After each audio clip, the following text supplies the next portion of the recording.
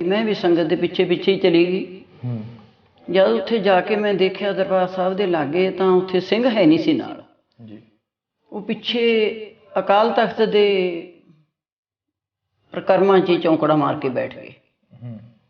मैं इथों वेख के पिछे मुड़ी, क्यों एक ऐ भी सी है भी अजे इत्थे पता नहीं भी किहनूं चुक के मार देणगे जां किहनूं चुक के अंदर सुट देणगे।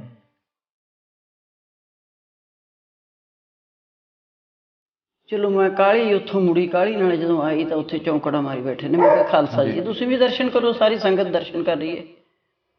तो अखां चों हंझू सिट के कहण लगे, रोंदे तो पहले ही सी भी काहदे दर्शन करिए, सिंघणी पे उहदे सीने च गोलियां वजियां दे। मैं तो ये सब कुछ नहीं बर्दाश्त होंदा। मैं कहा खालसा जी बाकी संगत भी देख रही है। ਤੁਹਾਡੇ ਤੇ ਕਿੰਨਾ ਕੁ ਤਸ਼ੱਦਦ ਹੋਇਆ ਉਦੋਂ ਜਦੋਂ ਪਰਿਵਾਰ ਬਿਖਰ ਜਾਂਦਾ? ਤੁਸੀਂ ਕਾਫੀ ਇੰਟਰਵਿਊਆਂ ਦੇ ਵਿੱਚ ਕਿਹਾ ਕਿ ਸਾਡੇ ਤੇ ਕਾਫੀ ਤਸ਼ੱਦਦ ਹੋਇਆ। ਮੇਰੇ ਤੇ ਮੇਰਾ ਭਰਾ ਸੀ, ਫਿਰ ਅਸੀਂ ਮਲੇਰਕੋਟਲੇ ਕੁਛ ਕੱਪੜਾ ਲੀੜਾ ਜਿਹਾ ਲੈਣ ਗਏ ਸੀ। ਅਸੀਂ ਆੜਤੀ ਦੀ ਦੁਕਾਨ 'ਚ ਬੈਠੇ ਸੀ। ਬਸ ਬੇਟਾ ਉੱਥੇ ਜਦੋਂ ਮੈਂ ਮੁਸ਼ਕਲਾਂ ਦੇ ਕੇ ਪਿੱਛੇ ਸਾਡੇ ਅੱਖਾਂ ਬੰਨੀਆਂ ਹੋਈਆਂ, ਤੇ ਜਦੋਂ ਮੇਰੀਆਂ ਅੱਖਾਂ ਖੋਲੀਆਂ ਉਹਨਾਂ ਨੇ, ਜਦੋਂ ਮੈਂ ਦੇਖਿਆ ਠਾਣਾ ਡੇਲੋਂ, ਚੱਲ ਉੱਥੇ ਬੇਟਾ ਸਾਨੂੰ ਰੱਖਿਆ ਉਹਨਾਂ ਨੇ 22 ਦਿਨ। ਇੰਨਾ ਅੰਨਾ ਘੋਰ ਤਸ਼ੱਦਦ ਸਾਡੇ ਤੇ ਹੁੰਦਾ ਰਿਹਾ ਵੀ ਦੱਸਦਿਆਂ ਨੂੰ ਵੀ ਸ਼ਰਮ ਆਉਂਦੀ।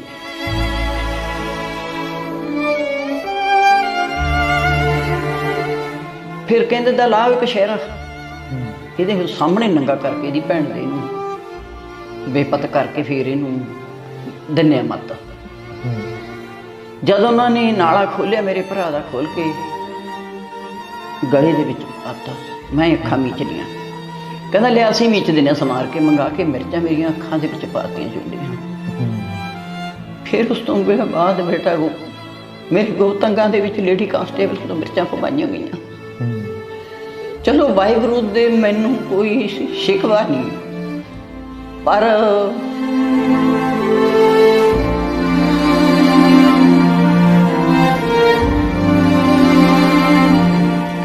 ਜਿਹੜਾ ਜ਼ਾਲਮਾਂ ਨੇ ਕੀਤਾ, ਤੁਸੀਂ ਐਂ ਦੱਸੋ ਵੀ 14 ਸਾਲ ਦੇ, 15 ਸਾਲ ਦੇ, 18-19 ਸਾਲ ਦੇ ਬੱਚੇ ਕਿਹੜੀ ਮੂਵਮੈਂਟ ਦੇ ਵਿੱਚ ਸ਼ਾਮਲ ਤੇ ਜਿਨ੍ਹਾਂ ਤੇ ਇਹਨਾਂ ਨੇ ਇੰਨਾ ਤਸ਼ੱਦਦ ਕਰ ਕਰਕੇ ਮਾਰੇ।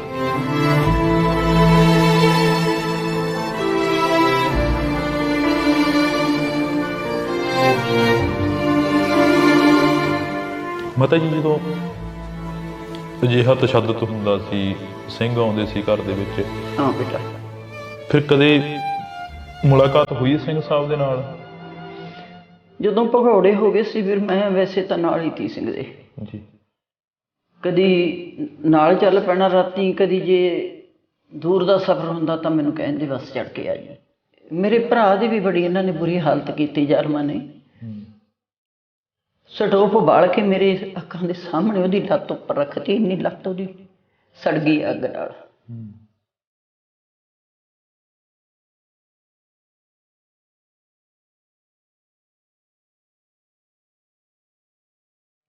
ਅਜੇ ਵੀ ਕਿੰਨੇ ਸਾਲ ਹੋ ਗਏ, 30 ਸਾਲ ਹੋ ਗਏ ਨੇ, ਸਾਰੀ ਲੱਤ ਕਾਲੀ ਹੈ ਇੱਥੇ ਤੱਕ। ਫਿਰ ਤੋੜਤੀ ਲੱਤ ਉਹ ਕੁੱਟ ਕੁੱਟ ਕੇ, ਤੋੜੀ ਹੋਈ ਲੱਤ, ਪਲਸਤਰ ਲੱਗਿਆ ਹੋਇਆ ਸੀ ਉਦੋਂ ਜਦੋਂ ਸਾਨੂੰ ਛਡਾ ਕੇ ਲਿਆਏ ਨੇ। ਉਸ ਤੋਂ ਬਾਅਦ ਤੇ ਇੱਥੋਂ ਤੇ ਲਾ ਕੇ ਇੱਥੇ ਤੱਕ ਟੰਕੇ ਮੇਰੇ ਭਰਾ ਦੇ 6 ਨਾੜਾਂ ਖੂਨ ਕ੍ਰੋਸ ਕਰਨ ਵਾਲੀਆਂ ਤੋੜਤੀਆਂ ਇਹਨਾਂ ਨੇ ਇਕੱਲੇ ਇਕੱਲੇ ਹੋ। ਕੋਈ ਗਿਲਾ ਹੈ ਜਿਹੜਾ ਐਡਾ ਵੱਡਾ ਸੰਘਰਸ਼ ਲੜਿਆ? ਗਿਲਾ ਕਿਹਦੇ ਨਾਲ ਕਰੀਏ ਬੇਟਾ? ਫਿਰ ਵੀ ਗਿਲਾ ਕਰੀਏ, ਕੌਮ ਨੇ ਤਾਂ ਕਦੀ ਸਾਰ ਨਹੀਂ ਲਈ ਬੇਟਾ ਸਾਡੀ। ਬਸ ਕੌਣ ਹੈ ਕੌਮ ਦਾ ਮੈਨੂੰ ਪਤਾ ਨਹੀਂ ਲੱਗਦਾ ਵੀ ਕਿਹਦੇ ਕੋਲੇ ਫਰਿਆਦ ਕਰੀਏ। ਜਦ 30 ਸਾਲਾਂ ਵਿੱਚ ਦੀ ਆ ਕੇ ਸਾਨੂੰ ਅੱਜ ਤੱਕ ਨਹੀਂ ਕਿਸੇ ਨੇ ਪੁੱਛਿਆ ਵੀ ਤੁਸੀਂ ਮਰ ਗਏ ਜਾਂ ਜਿੰਦਾ ਹੈਗੇ।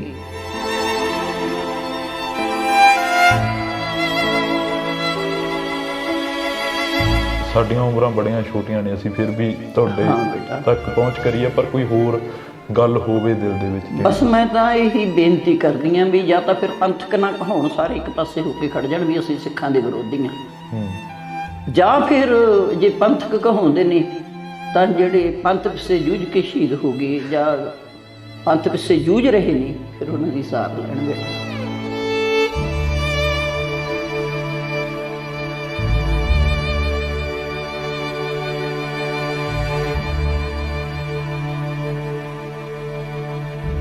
ਸੋ ਪੰਜਾਬ ਪੰਜਾਬੀਅਤ ਨੂੰ ਪਿਆਰ ਕਰਨ ਵਾਲੇ ਸਾਰੇ ਦਰਸ਼ਕਾਂ ਦਾ ਮੈਂ ਹਰਜਿੰਦਰ ਸਿੰਘ ਢਿੱਲੋਂ ਨਿੱਘਾ ਸਵਾਗਤ ਕਰਦਾ।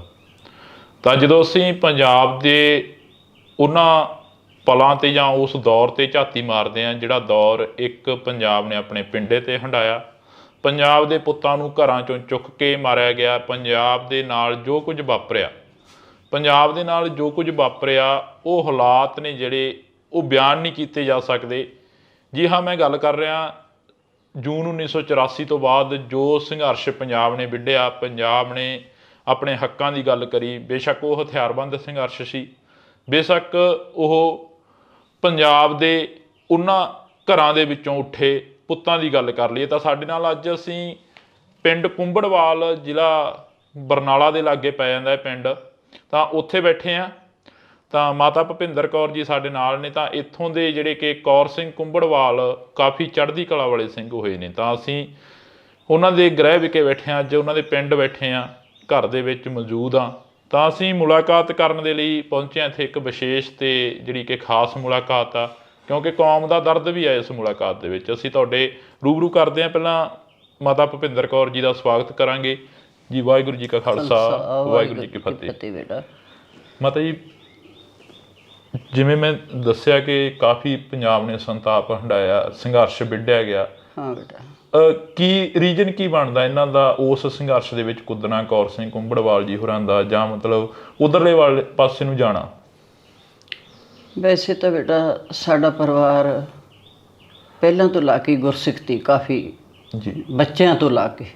3 ਬੇਟੇ ਸੀ ਮੇਰੇ, ਤੇ ਸਾਡਾ 5 ਜੀਆਂ ਦਾ ਅੰਮ੍ਰਿਤ ਛਕਿਆ ਹੋਇਆ ਸੀ ਪਰਿਵਾਰ ਨੇ।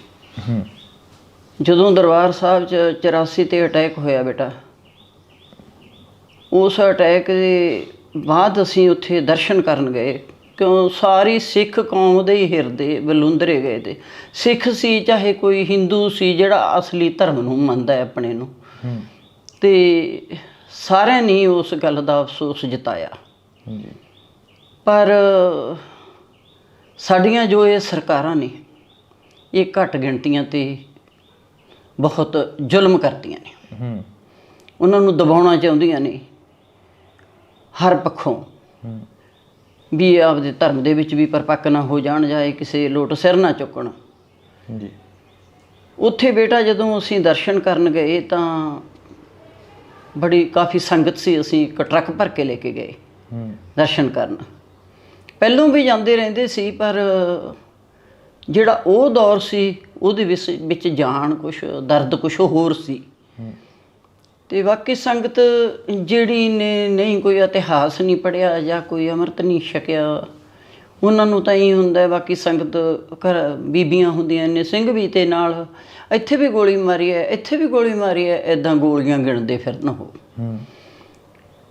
ਪਰ ਜੋ ਸਾਡੇ ਪਰਿਵਾਰ ਦਾ ਗੁਰਸਿੱਖੀ ਨਾਲ ਨਾਤਾ ਜੁੜਿਆ ਹੋਇਆ ਸੀ, ਉਹ ਕੁਛ ਹੋਰ ਸੀ। ਸਾਰੀ ਸੰਗਤ ਦਰਬਾਰ ਸਾਹਿਬ ਵੱਲ ਨੂੰ ਦਰਸ਼ਨ ਕਰਨ ਚਲੀ ਗਈ, ਮੈਂ ਵੀ ਸੰਗਤ ਦੇ ਪਿੱਛੇ ਪਿੱਛੇ ਹੀ ਚਲੀ ਗਈ। ਜਦ ਉੱਥੇ ਜਾ ਕੇ ਮੈਂ ਦੇਖਿਆ ਦਰਬਾਰ ਸਾਹਿਬ ਦੇ ਲਾਗੇ, ਤਾਂ ਉੱਥੇ ਸਿੰਘ ਹੈ ਨਹੀਂ ਸੀ ਨਾਲ ਜੀ। ਉਹ ਪਿੱਛੇ ਅਕਾਲ ਤਖਤ ਦੇ ਪ੍ਰਕਰਮਾਂ 'ਚ ਚੌਂਕੜਾ ਮਾਰ ਕੇ ਬੈਠ ਗਏ। ਮੈਂ ਇੱਥੋਂ ਵੇਖ ਕੇ ਪਿੱਛੇ ਮੁੜੀ, ਕਿਉਂ ਇੱਕ ਐਂ ਵੀ ਸੀ ਹੈ ਵੀ ਅਜੇ ਇੱਥੇ ਪਤਾ ਨਹੀਂ ਵੀ ਕਿਹਨੂੰ ਚੁੱਕ ਕੇ ਮਾਰ ਦੇਣਗੇ ਜਾਂ ਕਿਹਨੂੰ ਚੁੱਕ ਕੇ ਅੰਦਰ ਸੁੱਟ ਦੇਣਗੇ। ਚਲੋ ਮੈਂ ਕਾਹਲੀ ਉੱਥੋਂ ਮੁੜੀ, ਕਾਹਲੀ ਨਾਲ ਜਦੋਂ ਆਈ ਤਾਂ ਉੱਥੇ ਚੌਂਕੜਾ ਮਾਰੀ ਬੈਠੇ ਨੇ। ਮੈਂ ਕਿਹਾ ਖਾਲਸਾ ਜੀ, ਤੁਸੀਂ ਵੀ ਦਰਸ਼ਨ ਕਰੋ, ਸਾਰੀ ਸੰਗਤ ਦਰਸ਼ਨ ਕਰ ਰਹੀ ਹੈ। ਤਾਂ ਉਹ ਅੱਖਾਂ 'ਚੋਂ ਹੰਝੂ ਸਿੱਟ ਕੇ ਕਹਿਣ ਲੱਗੇ, ਰੋਂਦੇ ਤਾਂ ਪਹਿਲਾਂ ਹੀ ਸੀ ਵੀ ਕਾਹਦੇ ਦਰਸ਼ਨ ਕਰੀਏ, ਸਿੰਘਣੀ ਪਿਓ ਦੇ ਸੀਨੇ 'ਚ ਗੋਲੀਆਂ ਵੱਜੀਆਂ ਦੇ ਜੀ, ਮੈਂ ਤਾਂ ਇਹ ਸਭ ਕੁਛ ਨਹੀਂ ਬਰਦਾਸ਼ਤ ਹੁੰਦਾ। ਮੈਂ ਕਿਹਾ ਖਾਲਸਾ ਜੀ, ਬਾਕੀ ਸੰਗਤ ਵੀ ਦੇਖ ਰਹੀ ਹੈ, ਉੱਠੋ ਤੁਸੀਂ। ਚਲੋ ਮੈਂ ਉਹਨਾਂ ਨੂੰ ਕਿਹਾ, ਤਾਂ ਉੱਠ ਕੇ ਉਹ ਮੇਰੇ ਨਾਲ ਚੱਲ ਪਏ। ਉਹ ਅੱਗੇ ਚੱਲ ਪਏ, ਮੈਂ ਉਹਨਾਂ ਦੇ ਪਿੱਛੇ ਦਰਬਾਰ ਸਾਹਿਬ 'ਚ ਆਏ। ਦੇਖਦੇ 4 ਚੁਫੇਰੇ ਵੀ, ਇੱਥੇ ਕੀ ਹੋਇਆ, ਇੱਥੇ ਆਹ ਹੋਇਆ, ਇੱਥੇ ਆਹ ਹੋਇਆ। ਬੜਾ ਜਾਣੀ ਮਨ ਨੂੰ ਠੇਸ ਪਹੁੰਚੀ ਬਹੁਤ ਜ਼ਿਆਦਾ। ਉੱਥੇ ਸੰਗਤ ਦਰਸ਼ਨ ਕਰਕੇ ਪਿੱਛੇ ਨੂੰ ਮੁੜੀ ਆਉਂਦੀ ਹੈ ਤੇ ਅਸੀਂ ਜਾਂਦੇ ਹਾਂ। ਉੱਥੇ ਕਹਿਣ ਲੱਗੇ ਵੀ ਸਿੰਘਣੀ ਅਰਦਾਸ ਕਰਨੀ ਹੈ। ਮੈਂ ਕਿਹਾ ਖਾਲਸਾ ਜੀ, ਹਾਂ। ਕਹਿੰਦੇ ਗੁਪਤ ਅਰਦਾਸ ਕਰਨੀ ਹੈ, ਆਪੋ ਆਪਣੇ ਮਨ ਦੇ ਜੋ ਬਲਬਲੇ ਨੇ ਅਰਦਾਸ ਕਰ ਦਿਓ। ਬੱਚਿਆਂ ਨੇ ਵੀ ਕੀਤੀ, ਮੈਂ ਵੀ ਕੀਤੀ। ਮੈਂ ਅਰਦਾਸ ਕੀਤੀ, ਮਹਾਰਾਜ ਸੱਚੇ ਪਾਤਸ਼ਾਹ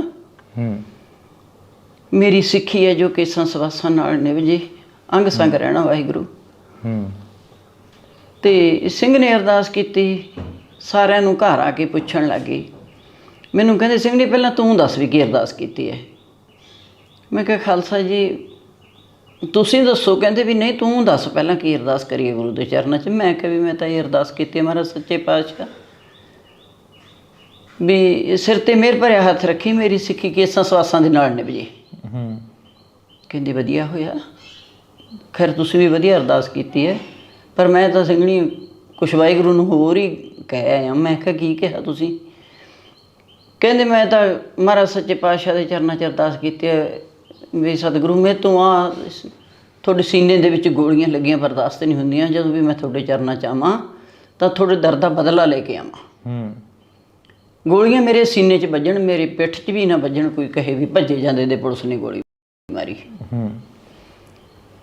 ਬਸ ਬੇਟਾ ਘਰੇ ਆ ਗਏ। ਉਸ ਤੋਂ ਬਾਅਦ ਸਿੰਘਾਂ ਦਾ ਆਉਣਾ ਜਾਣਾ ਸ਼ੁਰੂ ਹੋ ਗਿਆ, ਪ੍ਰਸ਼ਾਦਾ ਪਾਣੀ ਛਕਣਾ। ਉਸ ਤੋਂ ਬਾਅਦ ਸਾਡੇ ਨਗਰ ਦੇ ਵਿੱਚ ਗੁਰੂ ਘਰ ਨਹੀਂ ਸੀ। ਇੱਕ ਇੱਧਰ ਰਮਦਾਸ ਭਗਤ ਦਾ ਹੈਗਾ ਸੀ ਛੋਟਾ ਜਿਹਾ ਦਰਬਾਰ ਸਾਹਿਬ ਬਣਿਆ ਹੋਇਆ, ਬਾਕੀ ਹੈ ਨਹੀਂ ਸੀ। ਉੱਥੇ ਇੱਕ ਕਮਰਾ ਜਿਹਾ ਸੀ ਐਡਾ ਕੁ, ਉਹਦੇ ਵਿੱਚ 3 ਕੁ ਖਣਾਂ ਦਾ ਗੁਰੂ ਮਹਾਰਾਜ ਪ੍ਰਕਾਸ਼ ਕਰੇ ਹੁੰਦੇ, ਉੱਤੇ ਚੋਏ ਪਈ ਜਾਂਦੇ। ਬਸ ਫਿਰ ਆ ਕੇ ਤਿਆਰੀ ਵਿੱਢ ਲਈ ਵੀ ਗੁਰੂ ਘਰ ਬਣਾਉਣਾ। ਪਹਿਲਾਂ ਗੁਰੂ ਦੇ ਨਿਸ਼ਾਨ ਝੂਲਣਗੇ, ਫਿਰ ਉਸ ਤੋਂ ਬਾਅਦ ਜੋ ਮਹਾਰਾਜ ਦਾ ਹੁਕਮ ਹੋਊ। ਫਿਰ ਬੇਟਾ ਉਹਨਾਂ ਨੇ ਰੇਡੂਏ ਦੇ ਵਿੱਚ ਹਰ ਰੋਜ਼ ਹੀ ਪ੍ਰਚਾਰ ਕਰਨਾ ਸ਼ੁਰੂ ਕਰ ਦਿੱਤਾ।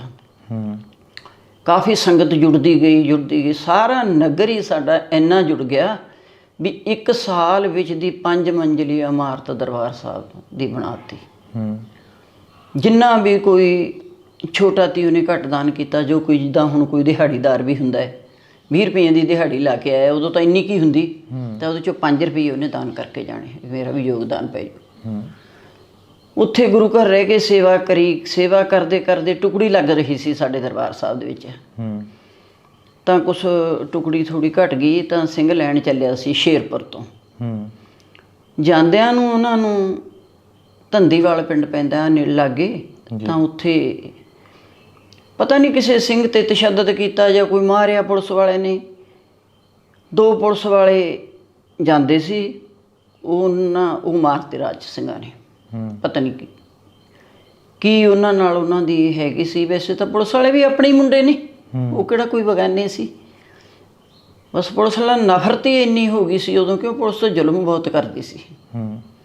ਉੱਥੇ ਪਤਾ ਹੀ ਨਹੀਂ ਸੀ ਲੱਗਦਾ ਵੀ ਕਿਹੜਾ ਚੰਗਾ ਕਿਹੜਾ ਮਾੜਾ। ਤੁਸੀਂ ਕਿਹਾ ਕਿ ਪੁਲਿਸ ਜ਼ੁਲਮ ਬਹੁਤ ਕਰਦੀ ਸੀ, ਤੁਹਾਨੂੰ ਵੀ ਕਾਫੀ ਜ਼ੁਲਮ ਦਾ ਸਾਹਮਣਾ ਕਰਨਾ ਪਿਆ, ਤੁਹਾਡੇ ਤੇ ਵੀ ਕਾਫੀ? ਹਾਂ ਬੇਟਾ ਮੇਰੇ ਤੇ ਤਾਂ ਬਹੁਤ ਭਾਰੀ ਜ਼ੁਲਮ ਹੋਇਆ ਉਹਨਾਂ ਨੇ ਸਾਨੂੰ। ਮੇਰਾ ਭਰਾ ਸੀ, ਪਹਿਲੋਂ ਇਹ ਗੱਲ ਸੁਣੋ, ਉੱਥੋਂ ਚੁੱਕ ਕੇ ਜਦੋਂ ਉਹ ਮਾਰਤੇ ਪੁਲਿਸ ਵਾਲੇ, ਉਹਨਾਂ ਨੂੰ ਚੁੱਕ ਕੇ ਸਿੰਘ ਉਸੇ ਬੱਸ ਵਿੱਚ ਜਾ ਰਿਹਾ ਸੀ। ਜਦੋਂ ਵੇਖਿਆ ਬੱਸ ਵਾਲਿਆਂ ਨੇ ਰੋਕ ਕੇ ਵੀ ਮਾਰੇ ਪਏ ਨੇ ਪੁਲਿਸ ਵਾਲੇ, ਕੁਛ ਸਾਖਦੇ ਸੀ, ਉਹ ਚੁਕਵਾ ਕੇ ਸਿੰਘ ਨੇ ਬੱਸ ਦੇ ਵਿੱਚ ਧਰੇ ਵੀ ਸ਼ੇਰਪੁਰ ਹਸਪੀਟਲ ਲੈ ਚੱਲਾਂਗੇ। ਤੇ ਜਦੋਂ ਮੂਲ ਵਾਲਾ ਸਾਹਿਬ ਗਏ ਤਾਂ ਇੱਕ ਸਿੰਘ ਨੇ ਉਹਨੂੰ ਕਿਹਾ ਵੀ ਬਾਬਾ ਜੀ ਤੁਸੀਂ ਪਰੇ ਟਲ ਜਾਓ। ਕਹਿਣ ਲੱਗਾ ਗੁਰਮੁਖਾ ਕੀ ਗੱਲ? ਕਹਿੰਦਾ ਨਹੀਂ ਬਸ ਮੈਂ ਤੁਹਾਨੂੰ ਦੱਸਤਾ ਬਾਬਾ ਜੀ, ਤੁਸੀਂ ਚਲੇ ਜਾਓ। ਮੂਲ ਵਾਲਾ ਸਾਹਿਬ ਉੱਤਰ ਕੇ ਉਹ ਇੱਧਰ ਨੂੰ ਬੱਸ ਚੜ੍ਹ ਗਏ, ਬਰਨਾਲੇ ਕਿੰਨੀ ਨੂੰ, ਰੰਗੀਆਂ ਬੰਨੀ ਨੂੰ, ਤੇ ਬੱਸ ਸ਼ੇਰਪੁਰ ਚਲੀ ਗਈ। ਬਸ ਫਿਰ ਤਾਂ ਪੁਲਿਸ ਨੇ ਘੇਰਾ ਪਾ ਲਿਆ ਘਰ ਨੂੰ। ਪਤਾ ਨਹੀਂ ਕਿਹਨੇ ਕਿਹਾ ਵੀ ਉੱਥੇ ਜਾਓ। ਨਾਲੇ ਕੋਈ ਸਾਡੀ ਉਹਦੇ ਵਿੱਚ ਕੋਈ ਹੱਥ ਨਹੀਂ ਸੀ, ਕੋਈ ਸਾਡੀ ਉਹਨਾਂ ਨਾਲ ਰੰਜਿਸ਼ ਨਹੀਂ ਸੀ, ਨਾ ਅਸੀਂ ਉਹਨਾਂ ਨੂੰ ਜਾਣਦੇ ਤੇ ਪੁਲਿਸ ਵਾਲਿਆਂ ਨੂੰ। ਬਸ ਉਹ ਪੁਲਿਸ ਵਾਲੇ ਮਰੇ ਕਰਕੇ ਉਹਨਾਂ ਨੇ ਘੇਰਾ ਪਾ ਲਿਆ ਘਰ ਨੂੰ। ਬੜੀ ਪੁਲਿਸ ਪੈ ਗਈ, ਪਈ ਹੋਈ ਤਾਂ ਮੈਂ ਇੱਥੋਂ ਨਿਕਲ ਗਈ, ਪਿੰਡ 'ਚ ਚਲੀ ਗਈ। ਬੱਚੇ ਇੱਧਰ ਨਿਕਲ ਗਏ, ਖੇਤ ਵੱਲ ਚਲੇ ਗਏ। ਜਾਣੀ ਸਾਰਾ ਪਰਿਵਾਰ ਅੱਡੋ ਅੱਡ। ਇੱਕ ਛੋਟਾ ਬੱਚਾ 7ਵੀਂ 'ਚ ਪੜ੍ਹਦਾ ਸੀ, ਤੇ ਉਸ ਤੋਂ ਵੱਡਾ ਤੀ ਜਿਹੜਾ ਉਹ 9ਵੀਂ 'ਚ ਸੀ। ਗੁਰਵਿੰਦਰ ਨੇ 10ਵੀਂ ਕਰ ਲਈ ਸੀ, ਜਿਹੜਾ ਬੇਟਾ ਮੇਰਾ ਸ਼ਹੀਦ ਹੋ ਗਿਆ। ਬਸ ਬੇਟਾ ਫਿਰ ਤਾਂ ਦਰਬਾਰ ਸਾਹਿਬ ਦੀ ਉਹ ਟੁਕੜੀ ਲੈਣ ਜਾਂਦੇ ਕਿ ਵਿੱਚ ਹੀ ਕੰਮ ਰਹਿ ਗਿਆ। ਫਿਰ ਤਾਂ ਪੁਲਿਸ ਆਈ, ਚੁੱਕ ਕੇ ਲੈ ਗਈ। ਕਦੀ ਰਾਤੀ ਆ ਗਈ, ਕਦੀ ਦਿਨੇ ਆ ਗਈ, ਕਦੀ ਕਿਸੇ ਦੇ ਘਰ ਸੌਣਾ, ਕਦੀ ਕਿਸੇ ਦੇ ਘਰ ਸੌਣਾ। ਤੇ ਬੜਾ ਸਿੰਘ 'ਤੇ ਵੀ ਇੰਨਾ ਤਸ਼ੱਦਦ ਹੁੰਦਾ ਰਿਹਾ। ਇੱਕ ਵਾਰ ਖਮਾਣੋਂ ਫੜ ਲਏ ਭਾਈ ਸਾਹਿਬ, ਭਾਈ ਗੁਰਦੇਵ ਸਿੰਘ ਕੌਂਕੇ ਨਾਲ। ਭਾਈ ਸਮਿੰਦਰ ਸਿੰਘ ਵੀ ਸੀਗੇ ਆਪਣੇ ਸ਼ੈਂਤ ਫਤਿਹਗੜ੍ਹ ਸਾਹਿਬ ਦੇ ਜਥੇਦਾਰ ਸੀ, ਮੈਨੂੰ ਇੰਨਾ ਨਹੀਂ ਪਤਾ। ਭਾਈ ਗੁਰਦੇਵ ਸਿੰਘ ਅਕਾਲ ਤਖਤ ਦੇ ਜਥੇਦਾਰ ਸੀ। ਇੱਥੇ ਕਥਾ ਕਰਾਈ ਸੀ ਅਸੀਂ ਉਹਨਾਂ ਤੋਂ 15 ਦਿਨ। ਸਿੰਘ ਲੈ ਕੇ ਆਇਆ ਉਹਨਾਂ ਨੂੰ ਵੀ ਸਿੱਖੀ ਦਾ ਪ੍ਰਚਾਰ ਹੋਊਗਾ ਤਾਂ ਵਧੂ ਫੁੱਲੂ। ਸਾਡੇ ਪਿੰਡ ਦੇ ਵਿੱਚ ਪਹਿਲੀ ਵਾਰ ਜਦੋਂ ਰਾਜੋ ਮਾਜਰਾ ਅੰਮ੍ਰਿਤ ਛਕਾ ਕੇ ਲਿਆਂਦਾ, 350 ਪ੍ਰਾਣੀ ਨੇ ਅੰਮ੍ਰਿਤ ਛਕਿਆ ਪ੍ਰਚਾਰ ਤੋਂ ਪ੍ਰਭਾਵਿਤ ਹੋ ਕੇ। ਮਨ ਵੀ ਅੱਧੇ ਪਿੰਡ ਵਾਂਗੂ ਹੀ ਗੁਰਸਿੱਖ ਹੋ ਗਿਆ ਤੇ ਇੱਕ ਅੱਧੇ ਤੋਂ ਵੀ ਜ਼ਿਆਦਾ। ਉਸ ਤੋਂ ਬਾਅਦ ਫਿਰ ਜਦੋਂ ਆਹ ਚੱਕਰ ਹੋ ਗਿਆ ਬੇਟਾ ਸਾਡੇ, ਫਿਰ ਪਰਿਵਾਰ ਬਿਖਰ ਗਿਆ। ਇੱਦਾਂ ਹੀ ਬਾਹਰ ਖੁੱਲ੍ਹੀ ਛੱਡ ਕੇ ਸਾਰਾ ਪਰਿਵਾਰ, ਕੋਈ ਕਿਧਰੇ ਕੋਈ ਕਿਧਰੇ। ਤੁਹਾਡੇ ਤੇ ਕਿੰਨਾ ਕੁ ਤਸ਼ੱਦਦ ਹੋਇਆ ਉਦੋਂ ਜਦੋਂ ਪਰਿਵਾਰ ਬਿਖਰ ਜਾਂਦਾ? ਤੁਸੀਂ ਕਾਫੀ ਇੰਟਰਵਿਊਆਂ ਦੇ ਵਿੱਚ ਕਿਹਾ ਕਿ ਸਾਡੇ ਤੇ ਕਾਫੀ ਤਸ਼ੱਦਦ ਹੋਇਆ। ਮੇਰੇ ਤੇ ਮੇਰਾ ਭਰਾ ਸੀ ਵੀਰ, ਅਸੀਂ ਮਲੇਰਕੋਟਲੇ ਕੁਛ ਕੱਪੜਾ ਲੀੜਾ ਜਿਹਾ ਲੈਣ ਗਏ ਸੀ। ਅਸੀਂ ਆੜਤੀ ਦੀ ਦੁਕਾਨ 'ਚ ਬੈਠੇ ਸੀ। ਉਹਨੇ ਮੇਰੇ ਭਰਾ ਨੇ ਆੜਤੀ ਤੋਂ 10,000 ਰੁਪਈਆ ਮੰਗਿਆ। ਉਹ ਕਹਿੰਦਾ ਵੀ ਨਿਰਨੀ ਜੀ ਸੰਨ ਹੈ ਗੁਰਦੀਪ ਸਿੰਘ, ਉਹ ਕਹਿੰਦਾ ਵੀ ਸਾਨੂੰ ਜ਼ਰੂਰੀ ਹੈ, ਅਸੀਂ ਕੱਪੜੇ ਲੀੜੇ ਲੈਣੇ, ਸਾਨੂੰ ਕੋਈ ਵਿਆਹ ਆ ਗਿਆ ਹੈ। ਉਹਨੇ 10,000 ਰੁਪਈਆ ਦੇ ਦਿੱਤਾ। ਸਾਨੂੰ ਨਹੀਂ ਪਤਾ ਬੇਟਾ ਕਿਹਨੇ CID ਕੀਤੀ ਜਾਂ ਕਿੱਦਾਂ ਪੁਲਿਸ ਨੂੰ ਪਤਾ ਲੱਗਿਆ ਵੀ ਮੈਂ ਸਾਦੇ ਲਿਬਾਸ 'ਚ ਸੀ। ਮੇਰੇ ਕੇਸ ਕੀ ਵੀ ਨਹੀਂ ਸੀ ਕੀਤੀ, ਮੈਂ ਕੇਸ ਕੀ ਵੀ ਸਿੰਘਾਂ ਨੇ ਖਿਲਾਤੀ ਸੀ। ਕਹਿੰਦੇ ਭੈਣ ਜੀ ਵੀ ਬਿਲਕੁਲ ਤੁਹਾਡੀ ਪਛਾਣ ਨਹੀਂ ਹੋਣੀ ਚਾਹੀਦੀ। ਮੈਂ ਪਿੱਛੇ ਨੂੰ ਬਾਹ ਕੇ ਕੇਸ ਪਿੱਛੇ ਜੂੜਾ ਕਰ ਲੈਣਾ। ਬਸ ਬੇਟਾ ਉੱਥੋਂ ਫਿਰ ਸਾਨੂੰ ਪੁਲਿਸ ਨੇ ਚੁੱਕ ਲਿਆ, ਮਲੇਰਕੋਟਲੇ ਤੋਂ, ਡੇਲੋਂ ਦੀ ਪੁਲਿਸ ਨੇ ਚੁੱਕ ਕੇ ਲੈ ਗਈ। ਅਤੇ ਮੈਨੂੰ ਰਾਹ ਦੇ ਵਿੱਚ ਪੁਲਿਸ ਵਾਲੇ ਕਹਿਣ ਲੱਗੇ ਵੀ ਤੈਨੂੰ ਹਥਿਆਰਾਂ ਨੂੰ ਪੈਸੇ ਦਿੱਤੇ ਸੀ ਤਾਂ ਉਹ ਹਥਿਆਰ ਨਹੀਂ ਲਿਆ ਕੇ ਦਿੱਤੇ ਸਿੰਘਾਂ ਨੂੰ, ਵੈਸੇ ਸਿਵਲ ਵਰਦੀਆਂ 'ਚ ਵੀ ਅਸੀਂ ਸਿੰਘ ਹਾਂ। ਮੈਂ ਕਿਹਾ ਭਰਾ ਜੀ ਮੈਨੂੰ ਤਾਂ ਕੋਈ ਕਿਸੇ ਨੇ ਪੈਸਾ ਨਹੀਂ ਦਿੱਤਾ। ਕਹਿੰਦੇ ਸੁਖਦੇਵ ਸਿੰਘ ਬੱਬਰ ਨੇ ਤੈਨੂੰ ਪੈਸੇ ਦਿੱਤੇ ਆ? ਮੈਂ ਕਿਹਾ ਨਾ, ਮੈਂ ਤਾਂ ਉਹਨਾਂ ਦੇ ਦਰਸ਼ਨ ਵੀ ਨਹੀਂ ਕੀਤੇ। ਹੁਣ ਸਿੰਘ ਦੀ ਤਾਂ ਜਿਹੜੀ ਬੋਲੀ ਹੈ ਬੇਟਾ ਉਹੀ ਬੋਲਣਾ ਹੈ। ਬਿਲਕੁਲ। ਕਹਿੰਦੇ ਚਲੋ ਫਿਰ ਅਸੀਂ ਕਰਾ ਦਿੰਦੇ ਹਾਂ ਦਰਸ਼ਨ ਅੱਜ ਤੁਹਾਨੂੰ। ਅਤੇ ਮੈਂ ਕਿਹਾ ਧੰਨ ਭਾਗ ਨੇ ਮੇਰੇ, ਜੇ ਮੇਰੇ ਦਰਸ਼ਨ ਹੋ ਜਾਣ ਕੁਰਬਾਨੀ ਵਾਲੇ ਸਿੰਘਾਂ ਦੇ। ਬਸ ਬੇਟਾ ਉੱਥੇ ਜਦੋਂ ਮੈਂ ਮੁਸ਼ਕਾਂ ਦੇ ਕੇ ਪਿੱਛੇ ਸਾਡੇ ਅੱਖਾਂ ਬੰਨੀਆਂ ਹੋਈਆਂ, ਅਤੇ ਜਦੋਂ ਮੇਰੀਆਂ ਅੱਖਾਂ ਖੋਲ੍ਹੀਆਂ ਉਹਨਾਂ ਨੇ, ਜਦੋਂ ਮੈਂ ਦੇਖਿਆ ਠਾਣਾ ਡੇਲੋਂ, ਅਤੇ ਫਿਰ ਉਦੋਂ ਮੈਂ ਅਤੇ ਮੇਰਾ ਭਰਾ ਇਕੱਠੇ ਬੈਠੇ ਤੇ ਮੈਂ ਕਿਹਾ ਗੁਰਦੀਪ ਜੋ ਮਰਜ਼ੀ ਹੋਵੇ ਇਹ ਮਿੱਟੀ ਨੇ ਇੱਕ ਦਿਨ ਮਿੱਟੀ ਹੋ ਜਾਣਾ, ਪਰ ਦੇਖੀ ਮੇਰਾ ਵੀਰ ਕੋਈ ਐਸਾ ਮੂੰਹ ਨਾ ਖੋਲ ਦੇਈਂ ਵੀ ਆਪਣੀ ਵਜ੍ਹਾ ਨਾਲ ਕਿਸੇ ਹੋਰ ਸਿੰਘ 'ਤੇ ਵਿਪਤਾ ਪੈ ਜਾਏ। ਕਹਿੰਦਾ ਭੈਣੇ ਬੇਫਿਕਰ ਰਹੇ। ਚੱਲ ਉੱਥੇ ਬੇਟਾ ਸਾਨੂੰ ਰੱਖਿਆ ਉਹਨਾਂ ਨੇ 22 ਦਿਨ। ਇੰਨਾ ਅੰਨਾ ਘੋਰ ਤਸ਼ੱਦਦ ਸਾਡੇ 'ਤੇ ਹੁੰਦਾ ਰਿਹਾ ਵੀ ਦੱਸਦਿਆਂ ਨੂੰ ਵੀ ਸ਼ਰਮ ਆਉਂਦੀ ਹੈ। ਪਹਿਲਾਂ ਤਾਂ ਮੇਰੇ ਭਰਾ ਨੂੰ ਉਹ ਇੱਥੇ ਪਿੱਛੇ ਮੁਸ਼ਕਾਂ ਬੰਨ੍ਹ ਕੇ ਇੱਦਾਂ ਬਾਹਾਂ, ਉਹਦੇ 'ਚ ਡੰਡਾ ਪਾ ਕੇ ਉੱਪਰ ਟੰਗ ਲਿਆ ਕਰਨਾ, ਆਹ ਚੀਜ਼ ਸਾਰੀ ਮੂਹਰੇ ਨਿਕਲ ਜਾ ਕਰੇ, ਲਾ ਲਿਆ ਕਰਨ, ਕੰਧ ਨਾਲ ਲਾ ਕੇ ਐਂ ਦੱਬ ਦਿਆ ਕਰਨ, ਫੇਰ ਟੰਗ ਲਿਆ ਕਰਨ। ਬਹੁਤ ਬੁਰਾ ਤਸ਼ੱਦਦ ਮੈਨੂੰ ਸਾਹਮਣੇ ਬਹਾ ਕੇ ਉਹਨਾਂ ਨੇ ਕੀਤਾ। ਫਿਰ ਕਹਿੰਦੇ ਦਾ ਲਾਓ ਇੱਕ ਸ਼ਹਿਰਾ, ਇਹਦੇ ਸਾਹਮਣੇ ਨੰਗਾ ਕਰਕੇ ਇਹਦੀ ਭੈਣ ਦੇ ਇਹਨੂੰ ਬੇਪਤ ਕਰਕੇ ਫਿਰ ਇਹਨੂੰ ਦਿੰਨੇ ਆ ਮੱਤ। ਜਦੋਂ ਉਹਨਾਂ ਨੇ ਨਾਲਾ ਖੋਲ੍ਹਿਆ ਮੇਰੇ ਭਰਾ ਦਾ, ਖੋਲ੍ਹ ਕੇ ਗਲੇ ਦੇ ਵਿੱਚ ਪਾਤਾ, ਮੈਂ ਅੱਖਾਂ ਮੀਚ ਲੀਆਂ। ਕਹਿੰਦਾ ਲਿਆ ਅਸੀਂ ਮੀਚ ਦਿੰਦੇ ਹਾਂ ਸਮਾਰ ਕੇ, ਮੰਗਾ ਕੇ ਮਿਰਚਾਂ ਮੇਰੀਆਂ ਅੱਖਾਂ ਦੇ ਵਿੱਚ ਪਾਤੀਆਂ ਚੁੰਡੀਆਂ। ਫਿਰ ਉਸ ਤੋਂ ਬਾਅਦ ਬੇਟਾ ਮੇਰੇ ਗੋਤੰਗਾਂ ਦੇ ਵਿੱਚ ਲੇਡੀ ਕਾਂਸਟੇਬਲ ਤੋਂ ਮਿਰਚਾਂ ਪਵਾਈਆਂ ਗਈਆਂ। ਚਲੋ ਵਾਹਿਗੁਰੂ ਦੇ ਮੈਨੂੰ ਕੋਈ ਸ਼ਿਕਵਾ ਨਹੀਂ, ਪਰ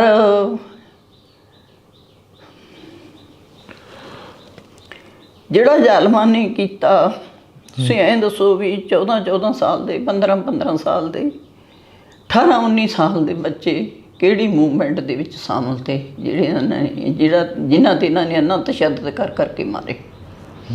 ਚਲੋ ਮੈਂ ਤਾਂ ਕਹਿੰਦੀ ਹਾਂ ਵੀ ਸਾਡੇ ਤਾਂ ਸਿੰਘ ਭਗੌੜੇ ਹੋ ਗਏ ਸੀ। ਬਸ ਉਸ ਤੋਂ ਬਾਅਦ ਫਿਰ ਸਿੰਘ ਹੱਥ ਨਹੀਂ ਆਇਆ, ਸਿੰਘ ਨੇ ਪੁਲਿਸ ਦੇ ਹੱਥ ਨਹੀਂ ਆਉਣਾ, ਕਹਿੰਦਾ ਮਰਨਾ ਮਨਜ਼ੂਰ ਹੈ। ਸੋ ਇੱਕ ਕਹਾਣੀ ਆ ਜਿਹੜੀ ਅਸੀਂ ਤੁਹਾਡੇ ਨਾਲ ਸਾਂਝੀ ਕਰ ਰਹੇ ਹਾਂ ਅੱਜ। ਕਾਫੀ ਵੱਡਾ ਜਿਗਰਾ ਕਰਕੇ ਇੱਥੇ ਬੈਠੇ ਹਾਂ। ਜਦੋਂ ਗੱਲਾਂ ਸੁਣ ਰਹੇ ਹਾਂ ਤਾਂ ਦਿਲ ਰੋ ਰਿਹਾ ਗਾ ਕਿ ਕੀ ਪੰਜਾਬ ਦੇ ਜੰਮੇ ਜਾਇਆਂ ਨੂੰ ਨਿੱਤ ਮੁਹਿੰਮਾਂ, ਕੀ ਪੰਜਾਬ ਦੇ ਉਹਨਾਂ ਲੋਕਾਂ ਦੇ ਉੱਪਰ ਤਸ਼ੱਦਦ ਕਿਉਂ ਹੋਇਆ। ਅਸੀਂ ਅੱਜ ਇੱਕ ਕਹਾਣੀ ਜਿਹੜੀ ਕਿ ਤੁਹਾਡੇ ਨਾਲ ਸਾਂਝੀ ਕਰ ਰਹੇ ਹਾਂ, ਜਿਹੜੇ ਅੱਜ ਵੀ ਬੜੇ ਵਾਰ ਚੀਕਦੇ ਨੇ, ਬੜਾ ਰੌਲਾ ਪਾਉਂਦੇ ਨੇ ਕਿ ਪੰਜਾਬ ਖੱਪ ਗਿਆ, ਪੰਜਾਬ ਮਰ ਗਿਆ। ਪਰ ਪੰਜਾਬ ਨੂੰ ਖਪਾਉਣ ਵਾਲੇ, ਪੰਜਾਬ ਨੂੰ ਮਾਰਨ ਵਾਲੇ ਕੌਣ ਲੋਕ ਸਨ, ਉਹ ਅੱਜ ਇਹਨਾਂ ਦੇ ਨਾਲ ਅਸੀਂ ਤੁਹਾਡੀ ਮੁਲਾਕਾਤ ਕਰਾ ਰਹੇ ਹਾਂ। ਸਾਡੇ ਕੋਲ ਕੋਈ ਸ਼ਬਦ ਨਹੀਂ ਹੈਗੇ, ਇਸੇ ਕਰਕੇ ਅਸੀਂ ਥੋੜ੍ਹਾ ਬਹੁਤਾ ਚੁੱਪ ਕਰਕੇ ਬੈਠੇ ਆਂਗੇ। ਤੁਸੀਂ ਦੇਖ ਸਕਦੇ ਹੋ ਕਿ ਅੱਜ ਕੌਰ ਸਿੰਘ ਕੁੰਬੜਵਾਲ ਦੇ ਅਸੀਂ ਘਰ ਬੈਠੇ ਹਾਂ, ਤਾਂ ਅਜਿਹੇ ਪਤਾ ਨਹੀਂ ਕਿੰਨੇ ਕੁ ਘਰ ਹੋਣੇ ਆ ਜਿਹੜੇ ਘਰਾਂ ਦੇ ਉੱਪਰ ਤਸ਼ੱਦਦ ਹੋਇਆ। ਜਿਵੇਂ ਮੈਂ ਪਹਿਲਾਂ ਹੀ ਦੱਸਿਆ ਸੀ ਕਿ ਜੂਨ 1984 ਤੋਂ ਬਾਅਦ 10 ਸਾਲ ਪੰਜਾਬ ਨੇ ਜੋ ਸੰਤਾਪ ਭੋਗਿਆ, ਉਹ ਸੰਤਾਪ ਬਿਆਨ ਨਹੀਂ ਕੀਤਾ ਜਾ ਸਕਦਾ। ਮਾਤਾ ਜੀ, ਜਦੋਂ ਅਜਿਹਾ ਤਸ਼ੱਦਦ ਹੁੰਦਾ ਸੀ, ਸਿੰਘ ਆਉਂਦੇ ਸੀ ਘਰ ਦੇ ਵਿੱਚ, ਹਾਂ ਬੇਟਾ, ਫਿਰ ਕਦੇ ਮੁਲਾਕਾਤ ਹੋਈ ਸਿੰਘ ਸਾਹਿਬ ਦੇ ਨਾਲ? ਜਦੋਂ ਭਗੌੜੇ ਹੋ ਗਏ ਸੀ ਫਿਰ ਮੈਂ ਵੈਸੇ ਤਾਂ ਨਾਲ ਹੀ ਤੀ ਸਿੰਘ ਦੇ ਜੀ। ਕਦੀ ਨਾਲ ਚੱਲ ਪੈਣਾ ਰਾਤੀ, ਕਦੀ ਜੇ ਦੂਰ ਦਾ ਸਫ਼ਰ ਹੁੰਦਾ ਤਾਂ ਮੈਨੂੰ ਕਹਿੰਦੇ ਬਸ ਚੜ੍ਹ ਕੇ ਆ ਜੀ। ਤੇ ਵੈਸੇ ਤਾਂ ਮੈਂ ਨਾਲ ਹੀ ਰਹੀਆਂ। ਬੱਚੇ ਰਿਸ਼ਤੇਦਾਰੀਆਂ 'ਚ ਛੋਟੇ ਤੇ ਜਿਹੜੇ ਛੱਡ ਰੱਖੇ ਸੀ। ਵੱਡਾ ਬੇਟਾ ਅਸੀਂ ਮਲੇਰਕੋਟਲੇ ਡਾਕਟਰੀ ਦੀ ਦੁਕਾਨ 'ਤੇ ਲਾਤਾ ਵੀ ਚੱਲ ਕੋਈ ਕੰਮ ਸਿੱਖ ਲੂ, ਕਿੱਤਾ ਕਿਤੇ ਬਾਹਰ ਅੰਦਰ ਨਿਕਲ ਕੇ ਦੁਕਾਨ ਕਰ ਲੂ, ਚੱਲ ਆਪਦਾ ਟਾਈਮ ਪਾਸ ਕਰੀ ਜਾਓ। ਬਸ ਉੱਥੋਂ ਪਤਾ ਨਹੀਂ ਕਿੱਦਾਂ ਸਿੰਘਾਂ ਨਾਲ ਸੰਪਰਕ ਹੋਇਆ, ਸਾਨੂੰ ਨਹੀਂ ਇਹ ਗੱਲ ਦਾ ਪਤਾ। ਉੱਥੋਂ ਭਗੌੜਾ ਹੋ ਕੇ 7 ਮਹੀਨੇ ਬਾਅਦ ਸਾਨੂੰ ਬੇਟਾ ਮਿਲਿਆ। ਆਸ ਤਾਂ ਹੈ ਨਹੀਂ ਤੀ ਕੋਈ ਵੀ ਹੁਣ ਜਿਉਂਦੇ ਜਿਉਂਦੇ ਵੀ ਇੱਕ ਵਾਰ ਮੇਲ ਹੋ ਜੂ ਬੇਟੇ ਨਾਲ ਜਾਂ ਨਹੀਂ। ਵੈਸੇ ਤਾਂ ਸਾਰੇ ਹੀ ਆਪਦੇ ਸੀ। ਫਿਰ ਇਹ ਦੁਨਿਆਵੀ ਦੁਨੀਆ ਦੇ ਵਿੱਚ ਜਦੋਂ ਆਪਾਂ ਹੁੰਦੇ ਹਾਂ, ਥੋੜ੍ਹਾ ਮਾਵਾਂ ਭਾਵੁਕ ਹੋ ਜਾਂਦੀਆਂ ਨੇ ਵੀ ਬੱਚਾ ਨਹੀਂ ਮਿਲਦਾ, ਕੀ ਗੱਲ ਹੈ। 7 ਮਹੀਨਿਆਂ ਬਾਅਦ ਕਿਸੇ ਦੇ ਸ਼ਾਦੀ 'ਤੇ ਸਾਨੂੰ ਪਤਾ ਲੱਗਿਆ ਵੀ ਉਹਨਾਂ ਨੇ ਆਉਣਾ ਹੈ। ਅਤੇ ਮੈਂ ਅਤੇ ਸਿੰਘ ਫਿਰ ਉੱਥੇ ਅਸੀਂ ਚਲੇ ਗਏ, ਨਾਲ ਮੇਰਾ ਭਰਾ ਵੀ ਚਲਿਆ ਗਿਆ। ਫਿਰ ਉੱਥੇ ਸਾਨੂੰ ਰਾਤੀ ਮਿਲੇ ਬੇਟਾ। ਅਤੇ ਮੈਂ ਬੁੱਕਲ ਚੱਲਿਆ, ਪੁੱਤਰ ਤੂੰ ਮੈਨੂੰ ਤਾਂ ਕੁਛ ਦੱਸ ਦਿੰਦਾ। ਮਾਂ ਕਹਿੰਦਾ ਦੱਸ ਕੇ ਕਰਨ ਵਾਲੇ ਕਿਹੜੇ ਕੰਮ ਹੁੰਦੇ ਨੇ। ਜਿਹੜੇ ਪਿਓ ਦੇ ਪੁੱਤਾਂ ਆਪਾਂ, ਉਹਨੇ ਕਿਸੇ ਨੇ ਦੱਸ ਕੇ ਆਪਦੇ ਬੱਚੇ ਨਹੀਂ ਬਾਰੇ। ਵੀ ਜਿਹੜਾ ਪਿਓ ਪੁੱਤ ਕਹਿੰਦਾ ਪਿਓ ਦੀ ਰੀਸ ਨਾ ਕਰੇ, ਫਿਰ ਉਹਨੂੰ ਲੋਕ ਕੁਛ ਹੋਰ ਹੀ ਕਹਿੰਦੇ ਹੁੰਦੇ ਨੇ। ਕੋਈ ਗੱਲ ਨਹੀਂ, ਕੋਈ ਅਫਸੋਸ ਨਾ ਕਰੀ ਮਾਤਾ। ਮੈਂ ਕਿਹਾ ਨਹੀਂ ਅਫਸੋਸ ਨਹੀਂ ਪੁੱਤ। ਮੈਂ ਬੁੱਕੋ 'ਚ ਲਿਆ, ਮੈਂ ਬਾਕੀ ਸਿੰਘਾਂ ਨੂੰ ਫਤਿਹ ਬੁਲਾਤੀ। ਮੈਨੂੰ ਪਰੇ ਕਰਕੇ ਕਹਿੰਦਾ ਮਾਂ, ਮੈਂ ਕਿਹਾ ਇਹ ਮੇਰੇ ਭਰਾ ਨੇ, ਜਦ ਤਾਂ ਇਹਨਾਂ ਨੂੰ ਵੀ ਬੁੱਕੋ 'ਚ ਲੈ ਕੇ ਉਨਾ ਹੀ ਪਿਆਰ ਦੇ ਦੇ। ਮੈਂ ਕਿਹਾ ਪੁੱਤ ਤੈਨੂੰ ਮਾਂ ਦੀ ਕਦੀ ਯਾਦ ਨਹੀਂ ਆਈ? ਕਹਿੰਦਾ ਮੈਨੂੰ ਬੜੀਆਂ ਮਾਵਾਂ ਮਿਲ ਗਈਆਂ ਮਾਂ। ਆਹ ਸਿੰਘਾਂ ਦੀਆਂ ਮਾਵਾਂ ਨੇ ਜਿਹੜੀਆਂ ਸਾਰੀਆਂ ਸਾਡੀਆਂ ਹੀ ਨੇ, ਜੋ ਸਾਨੂੰ ਪ੍ਰਸ਼ਾਦੇ ਛਕਾਉਂਦੀਆਂ ਨੇ, ਜੋ ਸਾਡੀ ਸੇਵਾ ਕਰਦੀਆਂ ਨੇ, ਸਾਡੀਆਂ ਭੈਣਾਂ, ਸਾਡੀਆਂ ਮਾਵਾਂ। ਬਈ ਹੁਣ ਤੂੰ ਬਸ ਹੋਰ ਕੁਛ ਕਹਿਣਾ ਨਹੀਂ। ਚਲ ਮੈਂ ਸਾਰੇ ਸਿੰਘਾਂ ਨੂੰ ਪਿਆਰ ਦਿੱਤਾ। ਬਈ ਬਸ ਉੱਥੋਂ ਮਿਲ ਕੇ ਅਸੀਂ ਫਿਰ ਸਾਡੀ ਮੁਲਾਕਾਤ ਹੁੰਦੀ ਰਹੀ, ਕਿਉਂ ਉਦੋਂ ਕੋਈ ਫੋਨ ਵਗੈਰਾ ਤਾਂ ਹੁੰਦਾ ਨਹੀਂ ਸੀ ਬੇਟਾ। ਬਿਲਕੁਲ। ਬਸ ਕਿਸੇ ਠਾਰ 'ਤੇ ਬੈਠੇ ਨੇ, ਕਿਸੇ ਬੰਦੇ ਨੂੰ ਭੇਜਤਾ, ਕਿਸੇ ਦੇ ਖੇਤ ਬੈਠੇ ਨੇ ਉੱਥੇ ਬੁਲਾ ਲਿਆ। ਅਤੇ ਫਿਰ ਮੈਂ ਇੱਦਾਂ ਹੀ ਬਸ ਨਾਲ ਵਾਂਗੂ ਹੀ ਰਹੀ ਸਿੰਘ ਦੇ। ਕਦੀ ਕਦੀ ਮੈਂ ਪੇਕੇ ਘਰ ਚਲੀ ਜਾਣਾ। ਬਸ ਉੱਥੇ ਮੇਰੇ ਭਰਾ ਦੀ ਵੀ ਬੜੀ ਇਹਨਾਂ ਨੇ ਬੁਰੀ ਹਾਲਤ ਕੀਤੀ ਜ਼ਾਲਮਾਂ ਨੇ। ਸਟੋਪ ਬਾਲ ਕੇ ਮੇਰੇ ਅੱਖਾਂ ਦੇ ਸਾਹਮਣੇ ਉਹਦੀ ਲੱਤ ਉੱਪਰ ਰੱਖਤੀ, ਇੰਨੀ ਲੱਤ ਉਹਦੀ ਸੜ ਗਈ ਅੱਗ ਨਾਲ। ਅਜੇ ਵੀ ਕਿੰਨੇ ਸਾਲ ਹੋ ਗਏ, 30 ਸਾਲ ਹੋ ਗਏ ਨੇ, ਸਾਰੀ ਲੱਤ ਕਾਲੀ ਹੈ ਇੱਥੇ ਤੱਕ। ਫਿਰ ਤੋੜਤੀ ਲੱਤ ਉਹ ਕੁੱਟ ਕੁੱਟ ਕੇ। ਤੋੜੀ ਹੋਈ ਲੱਤ, ਪਲਸਤਰ ਲੱਗਿਆ ਹੋਇਆ ਸੀ ਉਦੋਂ, ਜਦੋਂ ਸਾਨੂੰ ਛੁਡਾ ਕੇ ਲਿਆਏ ਨੇ। ਉਸ ਤੋਂ ਬਾਅਦ ਉਹਨਾਂ ਨੇ ਕੋਈ 2 ਬੰਦੇ ਅਗਵਾ ਕਰ ਲਏ ਤੇ ਕਿਸੇ MLA ਦੇ, ਬਸ ਉਹਨਾਂ ਬਦਲੇ ਫਿਰ ਸਾਨੂੰ ਛੱਡਿਆ ਪੁਲਿਸ ਨੇ। ਅਤੇ ਇੱਥੋਂ ਤੇ ਲਾ ਕੇ ਇੱਥੇ ਤੱਕ ਟੰਕੇ ਮੇਰੇ ਭਰਾ ਦੇ 6 ਨਾੜਾਂ ਖੂਨ ਕ੍ਰੋਸ ਕਰਨ ਵਾਲੀਆਂ ਤੋੜਤੀਆਂ ਇਹਨਾਂ ਨੇ, ਉਹ ਪਲਾਸਟਿਕ ਦੀਆਂ ਪਈਆਂ ਹੋਈਆਂ ਨੇ। ਫਿਰ ਬੇਟਾ ਸ਼ਹੀਦ ਹੋ ਗਿਆ। ਉਸ ਤੋਂ ਬਾਅਦ ਗੁੰਮਟੀ ਪਿੰਡ ਕਿਸੇ ਨੇ CID ਕੀਤੀ, ਸ਼ਹੀਦ ਹੋ ਗਿਆ ਬੇਟਾ। ਜਦੋਂ ਦੱਸਦੇ ਨੇ ਵੀ 4-5 ਘੰਟੇ ਮੁਕਾਬਲਾ ਚੱਲਿਆ ਹੈ। ਅਤੇ ਬਸ ਉੱਥੇ ਇੱਕ ਆਪਣੇ ਬੜਬਰ ਤੋਂ ਤੀ, ਸੁੱਖਾ ਭਾਊ ਕਹਿੰਦੇ ਹੁੰਦੇ ਉਹਨੂੰ, ਇੱਕ ਮੁੰਡਾ ਉੱਥੋਂ ਸੀ ਬਹਾਦਰਪੁਰ ਤੋਂ, ਦਰਜੀਆਂ ਦਾ, ਗੁਰਚਰਨ ਸਿੰਘ ਭੋਲਾ। ਉਹ ਸਿੱਖ ਸਟੂਡੈਂਟ ਫੈਡਰੇਸ਼ਨ ਦਾ ਮੈਂਬਰ ਵੀ ਰਿਹਾ ਪਹਿਲੋਂ। ਬਸ ਇਹ ਫਿਰ 3 ਸਿੰਘ ਉੱਥੇ ਸ਼ਹੀਦ ਹੋ ਗਏ। ਅਸੀਂ ਥੋੜ੍ਹਾ ਦੂਰ ਲਾਗੇ ਦੇ ਘਰਾਂ 'ਚ ਬੈਠੇ ਸੀ, ਬਾਕੀ ਹੈਗੇ ਤੇ 7-8 ਸਿੰਘ। ਅਸੀਂ ਫਿਰ ਉੱਥੋਂ ਨਿਕਲ ਗਏ ਇਕੱਲੇ ਇਕੱਲੇ ਹੋ। ਕੋਈ ਗਿਲਾ ਹੈ ਜਿਹੜਾ ਐਡਾ ਵੱਡਾ ਸੰਘਰਸ਼ ਲੜਿਆ? ਗਿਲਾ ਕਿਹਦੇ ਨਾਲ ਕਰੀਏ ਬੇਟਾ? ਫਿਰ ਵੀ ਕਿਹਦੇ ਤੇ ਗਿਲਾ ਕਰੀਏ? ਕੌਮ ਨੇ ਤਾਂ ਕਦੀ ਸਾਰ ਨਹੀਂ ਲਈ ਬੇਟਾ ਸਾਡੀ। ਬਸ ਕੌਣ ਹੈ ਕੌਮ ਦਾ ਮੈਨੂੰ ਪਤਾ ਨਹੀਂ ਲੱਗਦਾ ਵੀ ਕਿਹਦੇ ਕੋਲੇ ਫਰਿਆਦ ਕਰੀਏ। ਜਦ 30 ਸਾਲਾਂ ਵਿੱਚ ਦੀ ਆ ਕੇ ਸਾਨੂੰ ਅੱਜ ਤੱਕ ਨਹੀਂ ਕਿਸੇ ਨੇ ਪੁੱਛਿਆ ਵੀ ਤੁਸੀਂ ਮਰ ਗਏ ਜਾਂ ਜਿੰਦਾ ਹੈਗੇ। ਬਈ ਜੀ ਕਿੱਦਾਂ ਤੁਸੀਂ ਆ ਵੇਖ ਲਓ ਕਰਦੀ ਕੀ ਹਾਲਾਤ ਨਹੀਂ ਕਰਦੇ। ਆਹ ਪਰ 2 ਸਾਲ ਹੋ ਗਏ ਇਹ ਵੀ ਪਿੰਡ ਨਗਰ ਦੇ ਲੋਕਾਂ ਨੇ ਜਿਹੜੇ ਆਪਦੇ ਨੇੜੇ ਵਾਲੇ ਤੇ ਉਹ ਬਾਲੇ ਇੱਟ ਬਾਲਾ ਲਾ ਕੇ ਸਲੇਟਾਂ ਪਾਤੀਆਂ। ਤੇ ਉਸ ਤੋਂ ਬਾਅਦ ਫਿਰ ਕਈ ਸਿੰਘਾਂ ਦੇ ਮੈਨੂੰ ਫੋਨ ਆਏ ਵੀ ਭੈਣ ਜੀ ਕਿਉਂ ਉਹਨਾਂ ਨੂੰ ਉਹਨੇ ਦਿਖਾਇਆ ਬਲਵਿੰਦਰ ਸਿੰਘ ਪੱਖੋਕੇ ਨੇ ਵੀ ਆਹ ਹਾਲਾਤ ਨਹੀਂ ਕਰਦੇ। ਕਹਿੰਦੇ ਭੈਣ ਜੀ ਵੀ ਅਸੀਂ ਤੁਹਾਨੂੰ ਕੋਈ ਰਹਿਣ ਬਸੇਰਾ ਬਣਾ ਕੇ ਦੇਣਾ। ਮੈਂ ਕਿਹਾ ਨਹੀਂ ਬੇਟਾ, ਕਿੰਨਾ ਕੁ ਚਿਰ ਕੀ 4 ਜੁਗ ਰਹਿਣਾ, ਠੀਕ ਹੈ ਬਸ ਜੋ ਜਿਹਾ ਹੈ ਵੀ ਅਸੀਂ ਟਾਈਮ ਪਾਸ ਕਰੀ ਜਾਂਦੇ ਹਾਂ। ਚਲੋ ਉਹਨਾਂ ਨੇ ਮੈਨੂੰ ਕਾਫੀ ਵਾਰ ਨਹੀਂ ਮਾਤਾ ਜੀ ਤੁਸੀਂ ਦੱਸੋ ਸਾਨੂੰ। ਤੇ ਮੈਂ ਕਿਹਾ ਬੇਟਾ ਕਿਸੇ ਸਿੰਘ ਨੂੰ ਭੇਜ ਦਿਓ ਆ ਕੇ ਆਪ ਹੀ ਹਾਲਾਤ ਦੇਖ ਜੇ। ਫਿਰ ਉਹ ਸਿੰਘ ਆਇਆ, ਉਹਨੇ ਦੇਖਿਆ ਤਾਂ ਦੇਖ ਕੇ ਉਸ ਤੋਂ ਬਾਅਦ ਉਹਨਾਂ ਨੇ ਫਿਰ ਸ਼ੁਰੂ ਕਰਤਾ, ਜਗ੍ਹਾ ਪਾ ਕੇ ਦਿੱਤੀ ਹੈ ਮੈਨੂੰ। ਹਾਂਜੀ ਬਈ ਮੈਂ ਕਿਹਾ ਬੇਟਾ ਇੰਨਾ ਕੀ ਕਰਨਾ ਹੈ, ਜ਼ਿੰਦਗੀ ਛੋਟੀ ਹੈ ਤੇ ਵੀ ਐਡਾ ਪੈਂਡਾ ਨਹੀਂ ਹੈ ਲੰਬਾ ਸਾਡਾ। ਕਹਿਣ ਲੱਗੇ ਨਹੀਂ ਮਾਤਾ ਜੀ ਸਾਨੂੰ ਵੀ ਤੁਸੀਂ ਆਪਣੇ ਬੱਚੇ ਹੀ ਸਮਝੋ। ਮੈਂ ਕਿਹਾ ਠੀਕ ਹੈ ਬੇਟਾ। ਚੱਲ ਫਿਰ ਉਹਨਾਂ ਨੇ ਕਾਫੀ ਅਜੇ ਚੱਲ ਰਹੀ ਹੈ ਸੇਵਾ। ਕੁਛ ਕਈ ਵਾਰੀ ਸ਼ਾਰਟ ਪੈ ਜਾਂਦੀ ਹੈ ਤਾਂ ਫਿਰ ਵਿੱਚ ਦੀ 1-2 ਮਹੀਨੇ ਰੁਕ ਜਾਂਦੀ ਹੈ। 1.5 ਸਾਲ ਹੋ ਗਿਆ ਹੈ ਪੈਂਦੀ ਨੂੰ ਜਗ੍ਹਾ ਵੀ ਦੀ ਕਦੇ 2 ਮਹੀਨੇ ਰੁਕ ਗਈ, ਕਦੇ ਮਹੀਨਾ ਰੁਕ ਗਈ। ਉਸ ਤੋਂ ਬਾਅਦ ਫਿਰ ਜਿਹੜੀ ਚੀਜ਼ ਦੀ ਲੋੜ ਹੈ ਫੋਨ ਕਰਕੇ ਪੁੱਛ ਲਿਆ ਤਾਂ ਦੱਸ ਦਿੱਤਾ। ਮੇਰੇ ਕੋਲ ਉਹਨਾਂ ਦਾ ਨੰਬਰ ਨਹੀਂ, 4 ਅੱਖਰਾਂ ਦੇ ਉਸ ਤੋਂ ਨੰਬਰ ਤੋਂ ਆਉਂਦਾ ਹੁੰਦਾ ਫੋਨ ਵੀ ਭੈਣ ਜੀ ਹੁਣ ਕਿੱਦਾਂ ਚੱਲ ਰਹੀ ਹੈ ਜਗ੍ਹਾ, ਵੀ ਕੀ ਘਾਟ ਹੈ, ਹੁਣ ਕੀ ਚਾਹੀਦਾ। ਚੱਲ ਫਿਰ ਜਦੋਂ ਉਹਨਾਂ ਦਾ ਫੋਨ ਆਉਂਦਾ ਮੈਂ ਦੱਸ ਦਿੰਦੀ